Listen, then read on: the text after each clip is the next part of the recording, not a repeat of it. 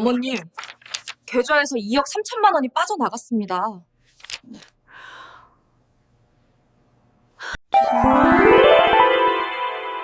남편 박철수가 세상을 떠난 건 2014년 초가을이었습니다.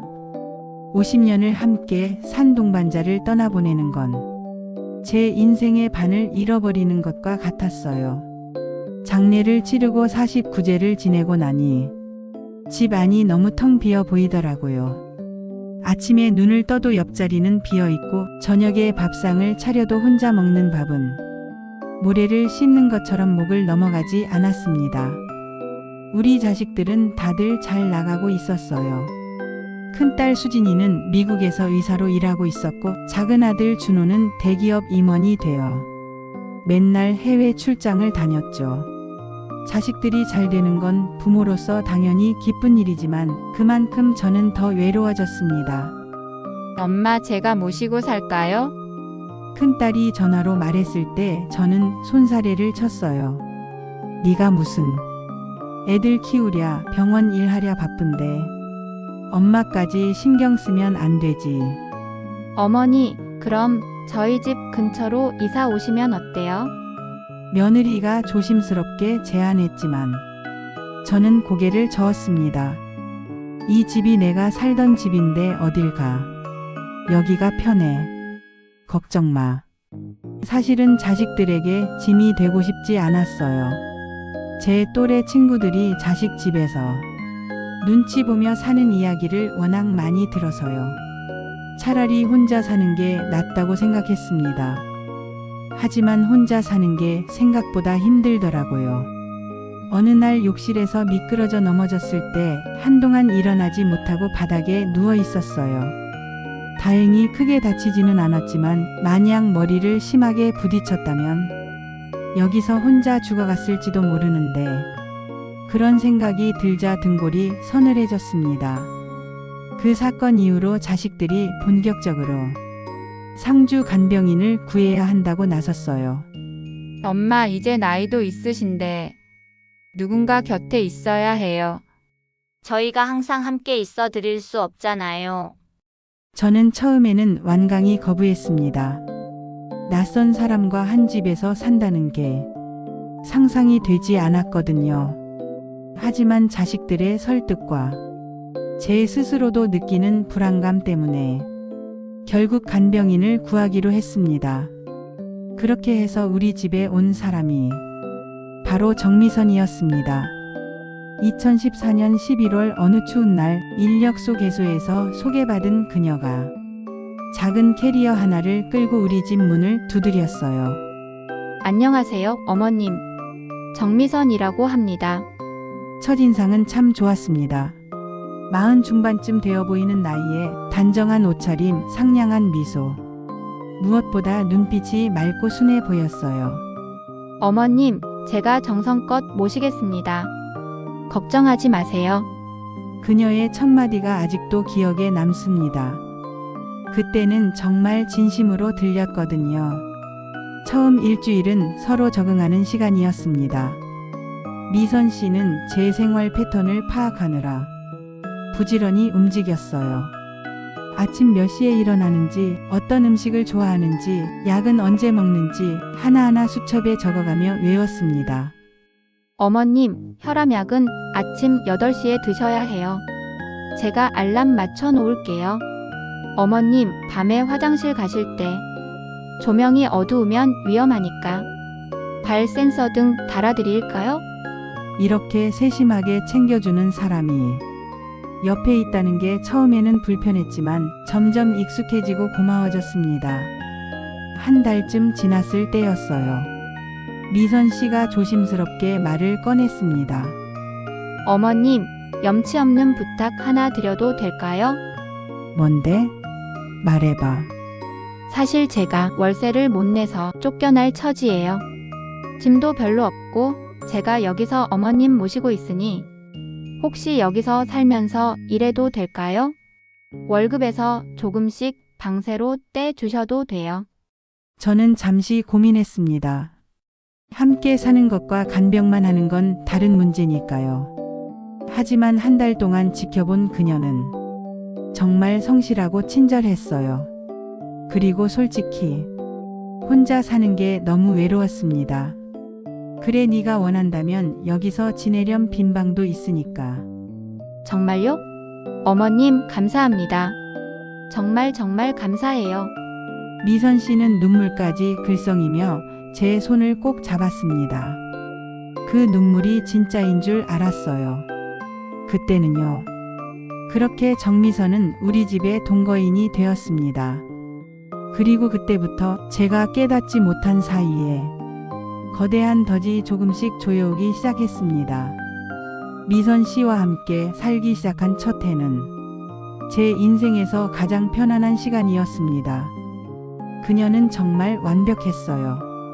아침 6시면 어김없이 일어나 제가 좋아하는 된장국을 끓이고 약 시간이 되면 물과 함께 챙겨주고 병원 진료 날짜를 달력에 표시해서 절대 놓치지 않았습니다.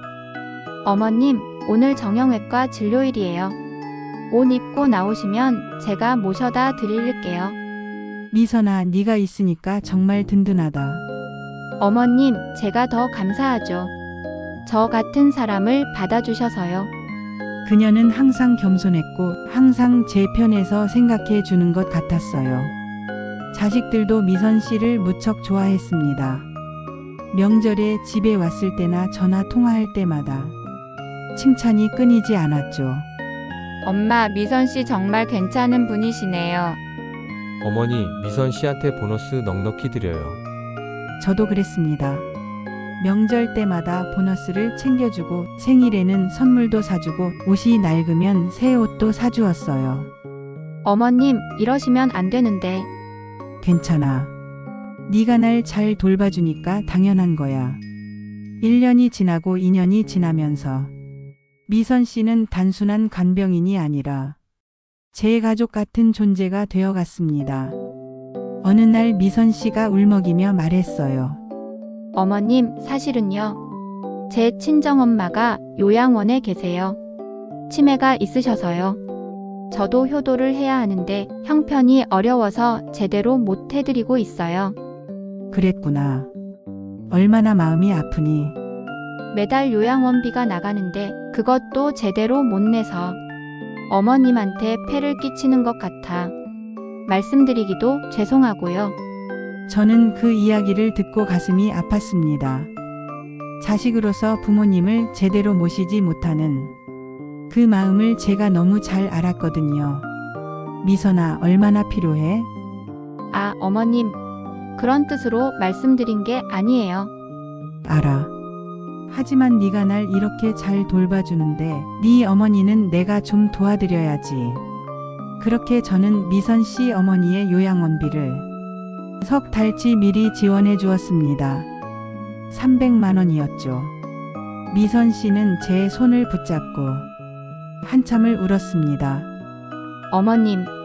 어머님은 정말 제게 친엄마 같으세요. 평생 이 은혜 잊지 않겠습니다. 그때 그 눈물도 그 말도 전부 다 진심인 줄 알았습니다. 3년이 지날 무렵부터는 미선 씨가 아예 제 통장 관리까지 하게 되었어요. 어머님, 공과금 내고 장 보고 하는 게 복잡하시잖아요. 제가 정리해서 가계부 쓸게요. 그래? 그럼 고맙지. 통장하고 도장 주시면 제가 필요한 것들 빼고 잘 관리해 드릴게요. 처음에는 작은 일상 경비만 맡겼는데 어느새 미선 씨가 제 모든 금융 업무를 처리하게 되었습니다. 그때는 전혀 의심하지 않았어요. 미선 씨가 저한테 해준 것들을 생각하면 그 정도 신뢰는 당연하다고 생각했으니까요. 5년이 지났을 때 미선 씨는 또 한 번 눈물을 보였습니다. 어머님, 제 조카가 대학 입학금이 없어서 포기하려고 해요. 제 동생이 편무가정이라 형편이 어려워서요. 얼마나 필요한데? 입학금하고 첫 학기 등록금이 1,000만 원 정도요. 아, 정말 죄송해요. 이런 말씀 드리는 제가 너무 염치 없죠? 저는 망설이지 않고 도왔습니다. 1,000만 원이 적은 돈은 아니었지만 5년 동안 저를 돌봐준 그녀를 생각하면 그 정도는 할 수 있었어요. 자식들한테는 말하지 않았습니다. 엄마가 왜 남한테 그런 큰 돈을 일하며 걱정할 게 뻔했으니까요. 7년째 되던 해 미선 씨가 갑자기 큰 수술을 받았습니다. 자궁근종 수술이라고 했어요. 어머님, 입원비가 생각보다 많이 나와서 제 적금을 해약해야 할 것 같아요. 무슨 소리야? 내가 낼게. 어머님, 그럴 수 없어요. 이미 너무 많이 신세를 졌는데 됐어. 네가 아프면 날 누가 돌봐주냐. 어서 빨리 낫는 게 더 중요해. 수술비와 입원비로 800만 원을 냈습니다. 미선 씨는 병상에 누워서도 제 손을 꼭 잡으며 말했어요. 어머님, 다 나으면 평생 어머님 곁에서 모실게요. 제가 어머님보다 먼저 가면 안 되죠? 그래, 우리 오래오래 함께 살자. 지금 생각하면 참 아이러니합니다. 그녀는 정말 제 곁에서 마지막까지 함께 하려고 했었으니까요. 제가 살아있는 동안이 아니라 제가 죽을 때까지요. 8년째가 되었을 때 미선 씨가 조심스럽게 말을 꺼냈습니다. 어머님, 제가 보험 설계사 친구가 있는데요. 어머님 나이에 딱 맞는 좋은 상품이 있대요. 보험? 내가 뭐하러 보험을? 만약에 어머님한테 무슨 일이 생기시면 저도 걱정이고 자녀분들도 걱정하시잖아요. 요즘 장례비도 많이 들고 그러니까 미리미리 준비해 두시는 게 좋대요. 저는 별 생각 없이 동의했습니다. 미선 씨가 추천하는 거니까 나쁜 건 아니겠지 싶었죠. 그렇게 저는 3개의 보험에 가입했습니다. 종신보험, 암보험, 상해보험. 수익자는 전부 미선 씨로 되어 있었어요. 어머님, 자녀분들은 다들 잘 사시니까 제가 수익자가 되는 게 어떨까요? 저도 어머님 모시면서 노후 준비를 해야 하잖아요. 그래, 그렇게 해. 네가 날 돌봐주는데 당연하지. 서류에 도장을 찍으면서도 저는 전혀 의심하지 않았습니다. 미선 씨는 10년 가까이 저와 함께 살아온 가족이나 다름없었으니까요. 하지만 제가 모르는 사이에 미선 씨는 제 통장에서 조금씩 돈을 빼돌리고 있었습니다. 가계부는 완벽하게 조작되어 있었죠. 그리고 보험. 그 보험들의 사망보험금은 총 8억 원이었습니다. 제가 죽어야만 그녀가 받을 수 있는 돈이었죠. 10년이라는 시간 동안 그녀는 완벽한 천사의 가면을 쓰고 저를 속여왔습니다. 제 신뢰를 얻고 제 재산을 장악하고 마침내 제 생명까지 노리는 무서운 계획을 진행하고 있었던 거예요. 그리고 그 모든 진실이 드러나는 날이 곧 다가오고 있었습니다. 진실의 첫 번째 실마리는 뜻밖의 곳에서 풀리기 시작했습니다. 2024년 3월 어느 날 동네 은행 지점에서 전화가 걸려왔어요. 김명숙 고객님 맞으신가요? 네, 맞는데요.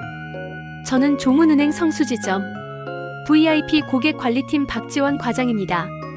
고객님 명의 계좌에서 최근 거액 출금이 여러 번 있으셔서요. 혹시 본인이 직접 하신 거 맞으신가요? 아, 그건 우리 미선이가 필요한 거 빼서 쓴 거예요. 저 대신 관리해주고 있거든요. 전화기 너머로 잠시 침묵이 흘렀습니다. 고객님 혹시 시간 되실 때 저희 지점에 방문해 주실 수 있으실까요? 확인드릴 게 있어서요. 뭐가 문제라도 있나요? 아니요, 그냥 확인차 여쭙는 겁니다. 고객님 본인이 직접 오셔야 해서요. 저는 이상하다는 생각이 들었지만 은행에서 부르니 가야겠다 싶었습니다. 며칠 후 미선 씨 몰래 은행을 찾아갔어요. 미선 씨한테 말하면 제가 같이 가줘라고 할 게 뻔했거든요.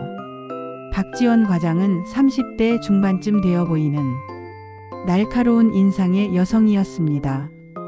그녀는 저를 상담실로 안내하고는 조심스럽게 입을 열었습니다. 어르신 혹시 정미선이라는 분과 어떤 관계이신가요? 저희 집에서 절 돌봐주는 분이에요.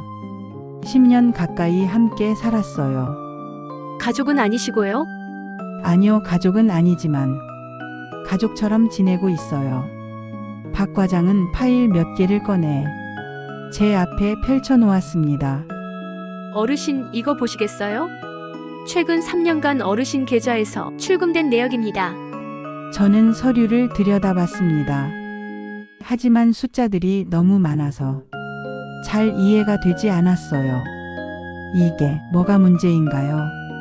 어르신 3년 동안 총 2억 3천만 원이 어르신 계좌에서 빠져나갔습니다. 네? 이요? 저는 깜짝 놀랐습니다. 그렇게 큰 돈이 나갔을 리가 없었거든요. 그건 잘못 보신 거 아닐까요? 아닙니다.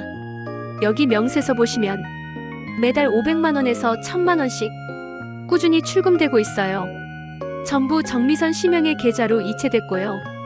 박 과장은 다른 서류도 보여줬습니다. 그리고 어르신 명의로 대출도 3건이 실행됐습니다. 총 1억 5천만 원이고요. 대출? 제가 대출을 받았다고요?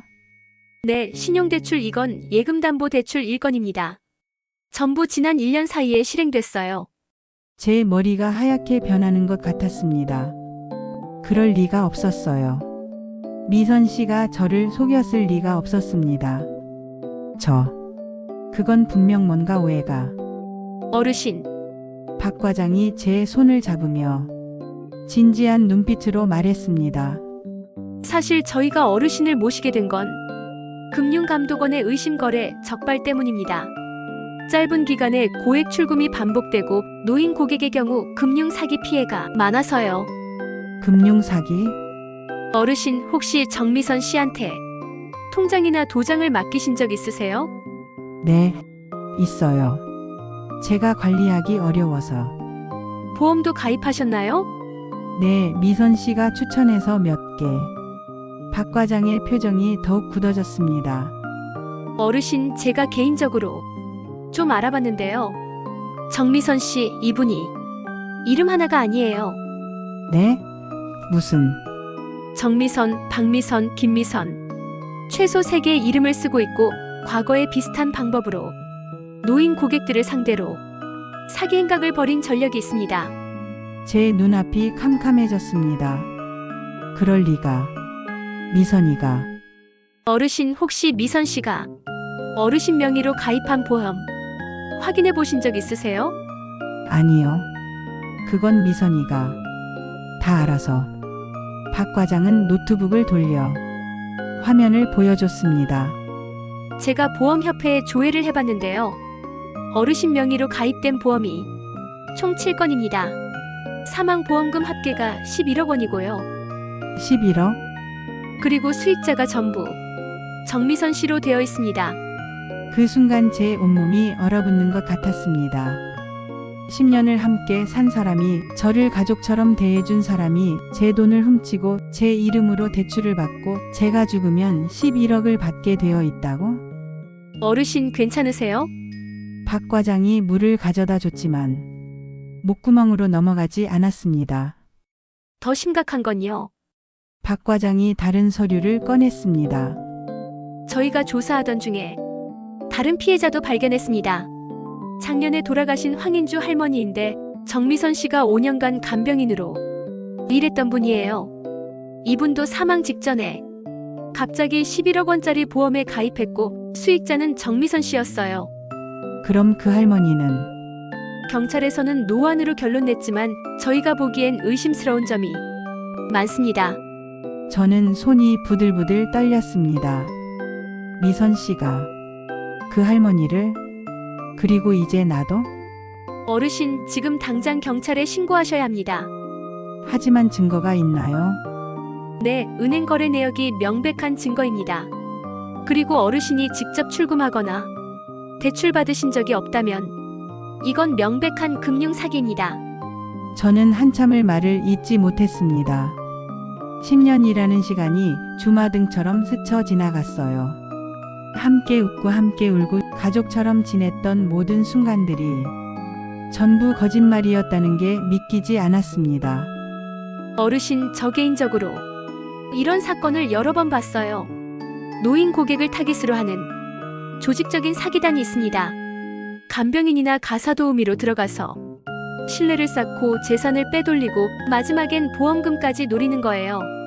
박 과장은 명함 한 장을 건네며 말했습니다.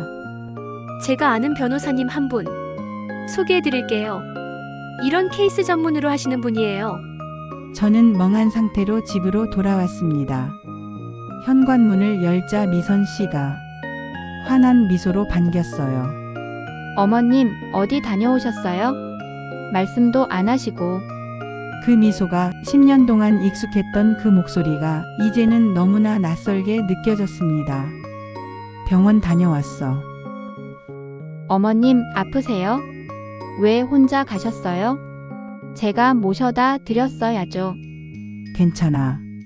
검진 받으러 간 거야. 저는 최대한 태연한 척했습니다. 아직 확실하지 않았으니까요. 만약 정말 오해라면, 만약 박 과장이 잘못 본 거라면. 하지만 그날 밤 미선 씨가 잠든 후 저는 그녀의 방 앞을 지나가다가 전화 통화하는 소리를 들었습니다. 응, 곧 끝나. 이번 건은 확실해. 11억이야, 11억. 반만 가져가도 우리 5억 5천씩이잖아. 제 심장이 쿵 내려앉았습니다. 아직 몇 달만 더 있으면 돼. 의사는 섭외했어? 그래, 노환으로 처리하면 되지. 지난번처럼. 그 말이 제 머릿속에서 메아리 쳤습니다. 그 황 할머니에도 미선 씨가. 저는 급히 제 방으로 돌아와 문을 잠갔습니다. 그리고 떨리는 손으로 박 과장이 준 명함을 꺼냈어요. 변호사 이름은 강민재. 노인 금융 사기 전문 변호사라고 적혀 있었습니다. 다음 날 아침 미선 씨가 장 보러 나간 사이 저는 서둘러 변호사 사무실로 전화를 걸었습니다. 여보세요, 강민재 변호사님 계십니까? 네, 말씀하세요. 낮고 차분한 남자 목소리였습니다. 저는 떨리는 목소리로 제 상황을 설명했습니다. 10년간의 관계, 은행 계좌, 대출, 보험, 그리고 어젯밤 들은 전화 통화까지. 어르신, 지금 당장 오실 수 있으세요? 하지만 미선이가 혼자 오셔야 합니다. 상대방이 눈치채면 안 됩니다. 증거를 인멸할 수 있어요. 알겠습니다. 저는 미선 씨한테 문자를 보냈습니다. 오늘 친구 만나러 간다. 저녁은 밖에서 먹을게. 그리고 택시를 타고 변호사 사무실로 향했습니다. 강민재 변호사는 40대 중반에 단호한 인상을 가진 사람이었습니다. 그는 제 이야기를 끝까지 듣고는 책상 위에 파일을 펼쳤어요. 어르신, 정미선 이 사람 실제 이름은 최미라입니다. 네? 3년 전까지 교도소에 있었어요. 노인 대상 사기죄로 2년 복역했고 출소 후 이름을 바꿔서 다시 같은 수법으로 범행을 저지르고 있습니다. 변호사는 사진 몇 장을 보여줬습니다. 이 사람들이 전부 공범입니다. 가짜 보험 설계사, 가짜 의사, 심지어 인력 소개소도 그들이 운영하는 거예요. 그럼 10년 동안 네, 처음부터 계획된 범행입니다. 어르신만 타깃으로 한 게 아니고요. 변호사는 다른 서류를 꺼냈습니다. 지난 7년간 이들에게 당한 피해자가 최소 8명입니다. 그중 3명은 이미 사망했고 전부 노안으로 처리됐어요. 하지만 공통점이 있습니다. 뭔가요? 사망 직전에 모두 거액보험에 가입했고 수익자는 전부 정미선 아니 최미라였어요. 저는 온몸에 소름이 돋았습니다. 그럼 저도. 네, 어르신도 위험합니다. 특히 보험 가입 후 2년이 지나면 자살이라도 보험금이 나옵니다. 어르신 보험 가입한 지 이제 곧 2년이 됩니다. 변호사의 눈빛이 심각했습니다. 어르신, 지금 당장 집에 돌아가시면 안 됩니다. 일단 안전한 곳에 계셔야 해요. 하지만 제 집인데. 어르신, 이 사람들은 이미 3명을 죽였을 가능성이 큽니다. 어르신 목숨이 걸린 문제예요. 그 말을 듣는 순간 저는 제가 얼마나 위험한 상황에 놓여 있었는지 깨달았습니다. 10년간 함께 먹고 자고 가족처럼 지낸 사람이 사실은 제 죽음을 기다리고 있었던 거예요. 그날 저는 집으로 돌아가지 않았습니다. 대신 변호사가 마련해준 안전한 곳에 머물면서 본격적인 싸움을 준비하기 시작했습니다. 변호사 사무실에 딸린 작은 숙소에서 첫날 밤을 보냈습니다. 평생 살던 제 집이 아닌 곳에서 잠을 청하려니 눈이 감기지 않았어요. 핸드폰이 계속 울렸습니다. 미선 씨, 아니 최미라에게서였죠. 어머님, 어디 계세요? 왜 집에 안 들어오세요? 걱정돼서 미치겠어요. 문자는 점점 다급해졌습니다. 어머님, 전화 좀 받아주세요. 무슨 일 있으세요? 경찰에 신고해야겠어요. 마지막 문자를 보는 순간 저는 소름이 돋았습니다. 경찰에 신고? 오히려 자신이 걱정되는 보호자인 척 연기하겠다는 거였죠. 다음 날 아침 강민재 변호사가 중요한 소식을 가지고 왔습니다. 어르신, 다른 피해자들을 찾았습니다. 다른 피해자들이요? 네, 최미라에게 당한 사람들 중 아직 살아계신 분들이 5명 있습니다.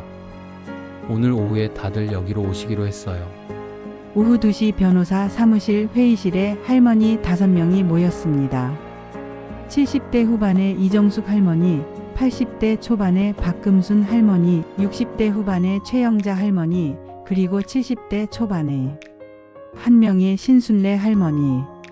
모두 똑같은 피해를 당한 사람들이었습니다. 박금순 할머니도 저와 비슷했습니다. 저는 5년 전이었어요. 뇌졸중으로 쓰러진 적이 있어서 간병인이 꼭 필요했거든요. 얼마나 당하셨어요? 3억 넘게요. 집까지 팔 뻔했어요. 제가 눈치채지 못했으면 정말 큰일 날 뻔했죠. 최영자 할머니는 가장 최근 피해자였습니다. 저는 2년 전부터였어요. 아직도 그 여자가 제 집에 살고 있어요. 뭐라고요? 경찰에 신고했는데 증거가 부족하대요. 제가 자발적으로 돈을 줬다는 각서까지 있더라고요. 그걸 언제 쓴 건지도 기억이 안 나는데 변호사가 설명했습니다. 이들의 수법이 교묘한 게 피해자가 자발적으로 돈을 줬다는 서류를 미리 만들어 놓습니다. 노인분들이 잘 모르시니까 이거 서명 좀 해주세요 하면 그냥 해주시거든요. 한 명의 할머니가 울먹였습니다. 제 친구 황순애는 작년에 세상을 떠났어요. 그 여자가 5년간 돌봐줬는데 갑자기 돌아가셨어요. 노안이라고 했지만 혹시 그 친구분도 보험 가입하지 않으셨나요? 네, 돌아가시기 1년 전에 큰 보험을 들었다고 들었어요. 변호사가 파일을 펼쳤습니다. 황순애 할머니의 사망 보험금은 총 9억 원이었고 수익자는 최미라였습니다. 그리고 부검 없이 노안으로 처리됐죠. 신순례 할머니가 분노에 떨며 말했습니다. 이건 살인이에요. 계획적인 살인이라고요. 맞습니다. 변호사가 단호하게 말했습니다. 지금까지 최미라 일당에게 당한 피해자는 최소 13명, 그중 사망자가 3명입니다. 총 피해액은 15억 원이 넘어요. 회의실에 무거운 침묵이 흘렀습니다. 하지만 변호사가 우리를 한 명씩 바라보며 말했습니다. 여러분이 함께 나서주시면 이들을 반드시 잡을 수 있습니다. 한 명의 증언은 약하지만 여러 명의 일관된 증언은 강력한 증거가 됩니다. 이정숙 할머니가 먼저 손을 들었습니다. 저 할게요. 제가 먼저 증인으로 나서겠어요. 박금순 할머니도 고개를 끄덕였습니다. 저도요. 이런 일이 더 이상 생기면 안 되잖아요. 우리 6명은 그렇게 피해자 연대를 결성했습니다. 변호사는 체계적인 계획을 세웠습니다. 첫째, 모든 금융 거래 내역을 확보합니다. 둘째, 보험 가입 내역과 수익자 정보를 증거로 제출합니다. 셋째, 각자의 진술서를 상세하게 작성합니다. 우리는 일주일 동안 각자의 피해 내용을 자세히 정리했습니다. 박지원 은행 과장도 함께 했습니다. 저희 은행에서도 공식적으로 의심 거래 보고서를 금융감독원에 제출했습니다. 다른 은행들도 조사 중이에요. 며칠 뒤 경찰청 광역수사대에서 연락이 왔습니다. 노인 대상 조직적 사기 사건으로 수사를 개시했습니다. 피해자분들 전부 진술 부탁드립니다. 우리는 하나씩 경찰서에 가서 진술했습니다. 저는 10년간의 일들을 하나하나 기억해내며 말했어요. 처음엔 정말 좋은 사람인 줄 알았어요. 가족처럼 대해줬거든요. 어머니 요양원비도 도와드린다고 해서 200만 원을 줬고 조카 대학 등록금 1000만 원도 주고 수술비로 800만 원도 줬어요. 그게 전부 거짓말이었나요? 네. 나중에 알고 보니 그 사람 친정 어머니는 이미 10년 전에 돌아가셨고 조카도 없었어요. 수술도 받지 않았어요. 형사가 고개를 끄덕이며 기록했습니다. 통장과 도장은 언제부터 맡기셨나요? 3년쯤 됐을 때부터요. 그때부터 제 계좌에서 매달 돈이 빠져나갔던 거죠. 보험은요? 8년쯤 됐을 때 3개를 가입했어요. 나중에 알고 보니 제 명의로 7개가 가입되어 있었고 사망보험금이 11억이었어요. 형사의 표정이 굳어졌습니다. 11억. 그리고 수익자는 전부 최미라였어요. 다른 할머니들의 진술도 비슷했습니다. 조직적이고 계획적인 범행, 동일한 수법, 거액의 보험 가입, 사망자까지 발생. 경찰은 본격적인 수사에 착수했습니다. 그리고 일주일 뒤 드디어 체포 작전이 시작됐습니다. 증거가 있나요? 네, 은행 거래 내역이 명백한 증거입니다. 그리고 어르신이 직접 출금하거나 대출 받으신 적이 없다면 이건 명백한 금융 사기입니다. 저는 한참을 말을 잇지 못했습니다. 10년이라는 시간이 주마등처럼 스쳐 지나갔어요. 함께 웃고 함께 울고 가족처럼 지냈던 모든 순간들이 전부 거짓말이었다는 게 믿기지 않았습니다. 어르신, 저 개인적으로 이런 사건을 여러 번 봤어요. 노인 고객을 타깃으로 하는 조직적인 사기단이 있습니다. 간병인이나 가사도우미로 들어가서 신뢰를 쌓고 재산을 빼돌리고 마지막엔 보험금까지 노리는 거예요.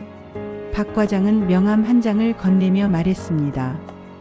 이런 케이스 전문으로 하시는 분이에요. 저는 멍한 상태로 집으로 돌아왔습니다. 경찰은 치밀한 작전을 세웠습니다. 최미라를 포함한 조직원 전체를 한 번에 검거하는 것이었죠. 미끼가 필요합니다. 광역수사대 박성민 경위가 말했습니다. 최미라는 지금 김명숙 어르신이 사라진 걸 알고 있어요. 불안해하고 있을 겁니다. 그럼 어떻게 하죠? 어르신이 직접 연락하셔야 합니다. 아무 일도 없었던 것처럼요. 저는 떨리는 손으로 핸드폰을 들었습니다. 정말 괜찮을까요? 저희가 다 지켜보고 있습니다. 어르신은 대본대로만 말씀하시면 돼요. 경찰이 준비한 대본을 보며 저는 최미라에게 전화를 걸었습니다. 어머님, 미선. 아니, 최미라의 목소리가 다급하게 터져 나왔습니다. 어머님, 지금 어디세요? 왜 연락이 안 됐어요? 얼마나 걱정했는지 아세요? 저는 대본을 읽었습니다. 미선아, 미안해. 갑자기 어지러워서 큰 병원에 입원했어. 네? 입원이요? 어느 병원이에요? 제가 지금 바로 갈게요. 아니야, 괜찮아. 검사 다 끝났어. 내일 퇴원한대. 그래도 제가 모시러 가야죠. 아니, 내일 집에 갈게. 저녁 때쯤 갈 거야. 네, 알겠어요, 어머님. 제가 어머님 좋아하시는 갈비찜 해놓을게요. 어머님, 정말 걱정 많이 했어요. 그녀의 목소리는 여전히 다정했습니다. 하지만 이제 저는 그 가면 뒤에 숨은 진짜 얼굴을 알고 있었습니다. 다음 날 저녁 6시, 저는 경찰차를 타고 우리 집 앞에 도착했습니다. 집 주변에는 사복 경찰들이 곳곳에 배치되어 있었고 저는 몸에 작은 녹음기를 달고 있었습니다. 어르신 긴장하지 마시고 자연스럽게 행동하세요. 저희가 다 듣고 있습니다. 저는 떨리는 마음으로 현관문을 열었습니다. 어머님, 최미라가 환한 미소로 저를 맞이했습니다. 어머님 많이 놀라셨죠? 괜찮으세요? 응, 괜찮아. 어서 들어오세요. 갈비찜 다 됐어요.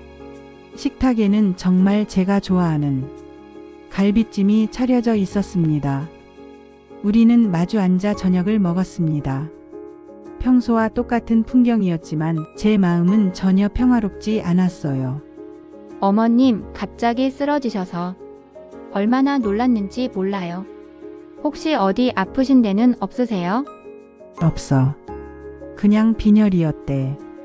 다행이에요. 어머님, 그런데요. 최미라가 조심스럽게 말을 꺼냈습니다. 혹시 요즘 은행에서 연락 온 거 있으세요? 제 심장이 쿵 내려앉았습니다. 은행? 무슨? 아니, 그냥요. 카드 결제 때문에 확인 전화가 온 것 같아서요. 아, 그건 내가 처리했어. 네. 그리고 어머님, 그녀의 눈빛이 조금 변했습니다. 혹시 다른 사람 만나신 거 없으세요? 다른 사람? 그냥 어머님이 갑자기 연락이 안 되시길래 혹시 자녀분들이나. 저는 대본대로 대답했습니다. 아니, 아무도 안 만났어. 그냥 병원만 갔다 왔어. 최미라는 안도하는 듯 미소를 지었습니다. 그럼 다행이에요. 제가 괜히 걱정했나 봐요. 그때 현관벨이 울렸습니다. 벨소리. 최미라가 인터폰을 확인했습니다. 택배네요. 어머님, 뭐 주문하신 거 있으세요? 아니, 없는데. 최미라가 현관문을 열었습니다. 그 순간 사복 경찰 5명이 안으로 들이닥쳤습니다. 경찰입니다. 최미라 씨 맞습니까? 최미라의 얼굴이 하얗게 굳었습니다. 네, 그런데요. 무슨 일 때문에 그러시죠? 사기죄 및 횡령죄 혐의로 긴급 체포합니다. 묵비권을 행사할 수 있습니다.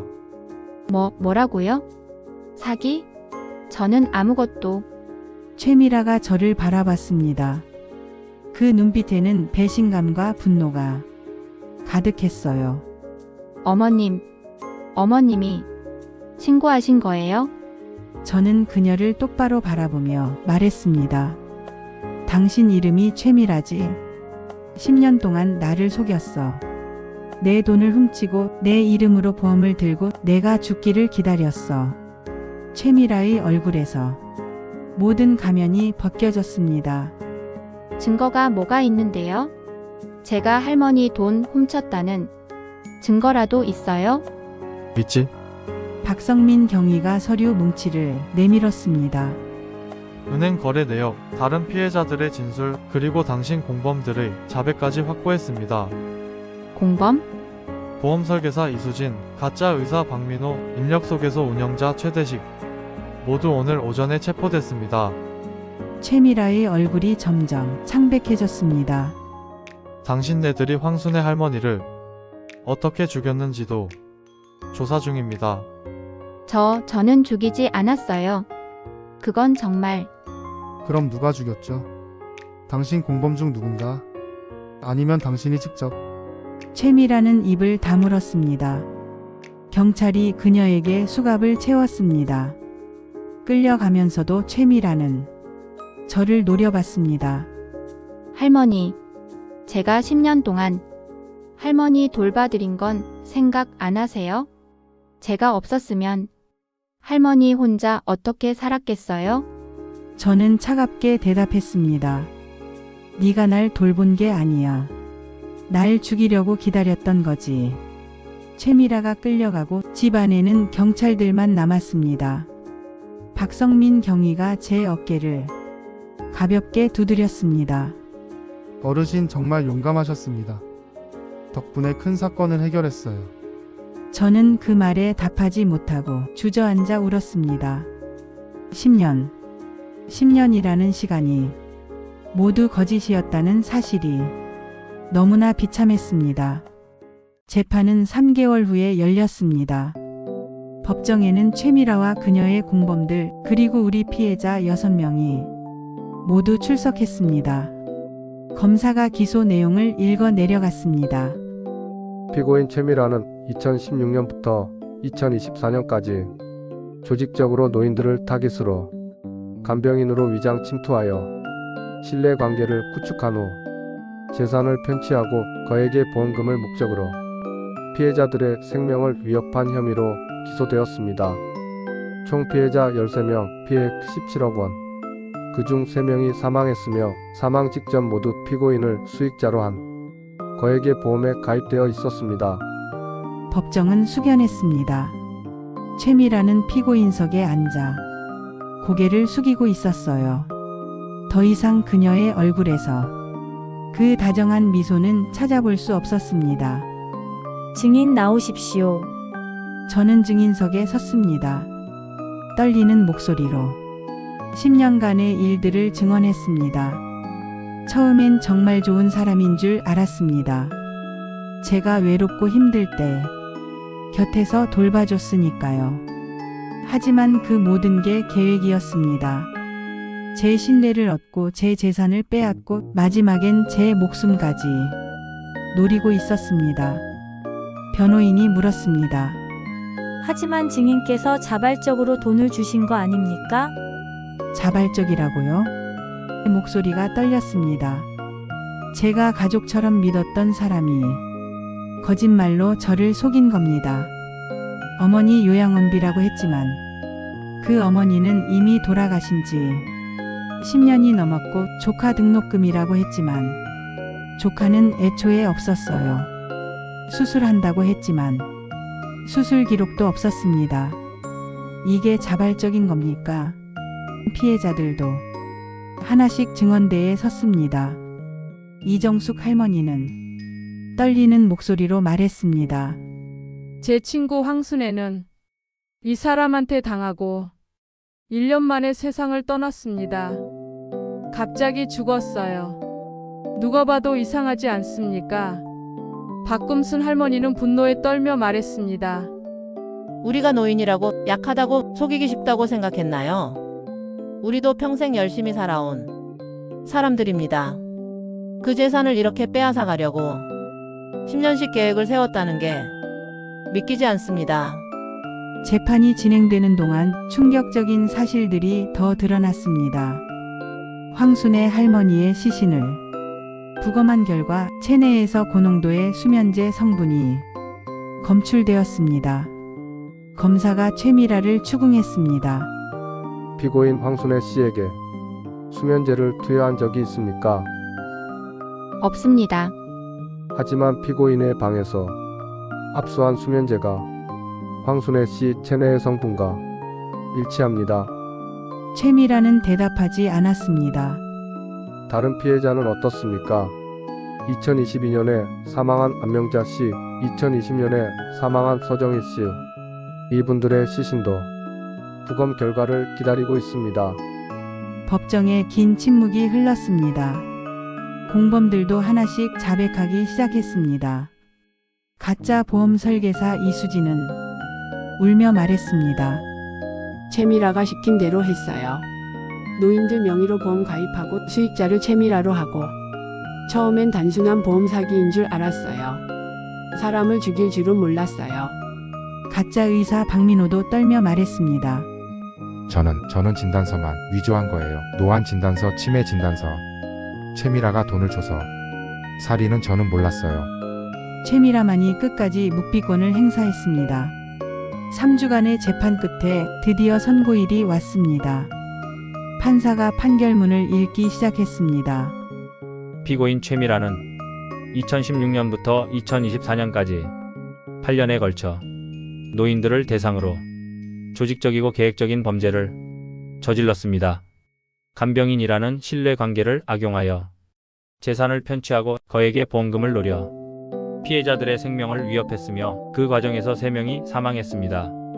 피고인의 범행은 사회적 약자인 노인을 대상으로 했고 장기간에 걸쳐 계획적으로 이루어졌으며 인명피해까지 발생했다는 점에서 죄질이 매우 불량합니다. 따라서 피고인 최미라에게 징역 20년을 선고하고 피해 금액 17억 원의 배상을 명합니다. 쾅쾅쾅. 판사의 망치 소리가 법정에 울려 퍼졌습니다. 공범들에게도 각각 징역 5년에서 10년의 실형이 선고되었습니다. 최미라는 끝까지 고개를 들지 않았습니다. 법정을 나서는 그녀의 뒷모습을 바라보며 저는 생각했습니다. 10년이라는 시간이 그녀에게는 무엇이었을까? 진짜 한 번도 저를 가족처럼 생각한 적이 없었을까? 하지만 이제는 그런 것들이 중요하지 않았습니다. 법정 밖으로 나오자 제 딸 수진이가 미국에서 급히 날아와 저를 안아줬습니다. 엄마, 정말 고생하셨어요. 저희가 몰랐어요. 저희가 더 자주 찾아뵀어야 했는데. 아들 준호도 눈물을 글썽이며 말했습니다. 어머니, 저희한테 왜 말씀 안 하셨어요? 혼자 이렇게 힘드셨는데. 저는 그들의 손을 잡으며 말했습니다. 너희가 잘못한 게 아니야. 엄마가 혼자 살겠다고 고집 부렸잖니. 이제 괜찮아. 다 지나갔어. 함께 온 다른 할머니들과 우리는 근처 식당에서 조촐한 저녁 식사를 했습니다. 10개월간의 싸움 끝에 우리는 이겼습니다. 돈을 돌려받는 것도 중요했지만 더 중요한 건 우리가 침묵하지 않았다는 거였어요. 우리가 용기를 냈기에 앞으로는 더 이상 이런 피해자가 나오지 않을 겁니다. 지금 저는 딸 수진이네 미국 집에서 살고 있습니다. 처음엔 미국 생활이 낯설고 어려웠지만 손주들과 함께 지내는 나날이 행복합니다. 한국에 있는 제 집은 팔지 않고 그대로 두었어요. 가끔 한국에 가면 그 집에서 머물곤 합니다. 최미라가 썼던 방은 모두 정리하고 새로 인테리어를 했습니다. 이제 그 방은 손주들이 한국에 놀러 왔을 때 쓰는 방이 되었어요. 얼마 전에는 다른 피해자 할머니들과 함께 노인 금융 사기 예방 캠페인에 참여했습니다. 우리의 이야기가 뉴스와 신문에 실렸고 많은 분들이 조심하겠다고 연락을 주셨어요. 저는 지역 복지관에서 한 달에 한 번씩 강연도 하고 있습니다. 혼자 사시는 어르신들, 간병인이나 가사도우미를 고용하실 때는 반드시 신원을 확인하세요. 통장과 도장은 절대 타인에게 맡기지 마세요. 보험 가입할 때는 반드시 자녀들과 상의하고 수익자가 누구인지 꼭 확인하세요. 그리고 가장 중요한 건 의심스러운 일이 있으면 절대 혼자 고민하지 마시고 자녀나 경찰, 은행에 바로 연락하세요. 제 이야기를 듣는 어르신들의 눈빛에서 저는 제가 겪은 고통이 헛되지 않았음을 느낍니다. 10년간의 속임수, 17억 원의 피해, 그리고 3명의 목숨. 최미라의 범죄는 결코 용서받을 수 없습니다. 하지만 저는 이제 더 이상 분노하지 않습니다. 대신 제 곁에 있는 진짜 가족들에게 감사하며 살고 있습니다. 가끔 밤에 10년간의 추억이 떠오를 때가 있어요. 미선 씨, 아니 최미라와 함께 웃었던 순간들, 그 웃음 중 단 하나라도 진심이었을까 궁금할 때도 있습니다. 하지만 이제는 알아요. 진짜 가족은 피나 시간으로 정해지는 게 아니라는 걸. 서로를 진심으로 아끼고 믿고 사랑하는 마음. 그것이 진짜 가족을 만드는 겁니다.